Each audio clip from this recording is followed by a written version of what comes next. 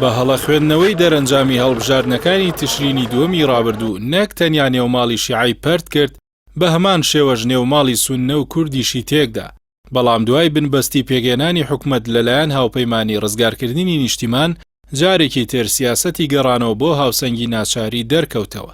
لایەنی سەرکەوتووی کوردستان سوور بوو لەسەرەوەی گرە و لەسەر سەنگەربەندی ناوچەی بکات بۆ لاوازکردنی پێگەی بەرامبەری، بەڵام دەرکەوت خوێندنەوەی بۆ ئامادەی ئەمریکا و هاوپەیمانەکانی بۆ سەرخستنی لایەنە سەرکەوتوەکانی هەڵبژاردن هەڵە بووە، چونکە ئەو وڵاتە لە دوای پاشەکشە لە عێراق و ئەفغانستان و ڕووکردنە خۆرهەڵاتی ئاسیا و لەم کاتەشدا کۆکردنەوەی هاوپەیمانی لە دژی رووسیا جارێکی تر نایەوێت خۆی لای کێشەکانی عێراق بگلێنێتەوە. تورکیاش لە چوارچەوەی پاراستنی ئاسایشی نەتەوەیی خۆی و بەرژەوەندی ئابوووریەکاندا لە نێو عێراقدا کار دەکات، بۆیە ئەوەی خاوەنی هەژمونی ڕاستەقینەیە ئەو لایەنانن کە خاوەنی میلیشیا و ناوەندی هێزی ڕاستەقینەن لە بەغدا. ئەوەی جێگەی نیگەرانیە دەسەڵاتدارانی هەرێمی کوردستان لەو کاتانەی گرە و لەسەر پشتیوانی هاوپەیمانەتیە دەرەکیەکان دەکەن هیچ حسابێک بۆ خواستی دڵسۆزانی جەماوەری کوردستان و کەسایەتیە سیاسی و کۆمەڵاتیەکانی ناکەن کە داوای یەکڕیزیان لێ دەکەن. تەنانەت ئەو کاتەی جینین هینس بلاسخارتی نوێنەری نەتەوە یەکگرتووەکان هۆشداریدا بەرپرسانی هەرێمی کوردستان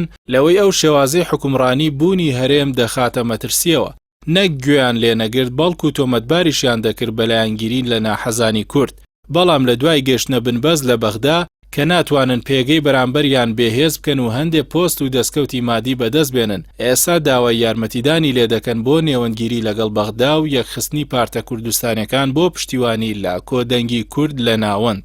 بۆیە کۆبوونەوەی بلاسخارت و شاندی نەتەوە یەکگرتووەکان لەگەڵ لایەنە کوردستانیەکان بەو ئاراستەیە کە پێگەی شاندی کوردی لە بەغدا بەهێز بکرێتەوە. تەنانەت لەبارەی بڕیاری دادگەری فیدراڵیش لەسەر بابەتی نەوت و غاز دیالۆگ ئەنجام بدرێت، ئەوەش بەبێ یەکڕیزی کورد مەحاڵە بۆ کوردستانیش ناوبرا و بڕوای وایە پێویستە زەمینە خۆش بکرێت بۆ هەڵبژاردنێکی سەرکەوتوو، چونکە جیاوازیەکان کاریگەری نەرێنی لەسەر جەماوەری کوردستان دروست کردووە. لە کەشێکی ئاڵۆزی لەو شێوەیەشدا هەڵبژاردن سەرکەوتوو نابێت.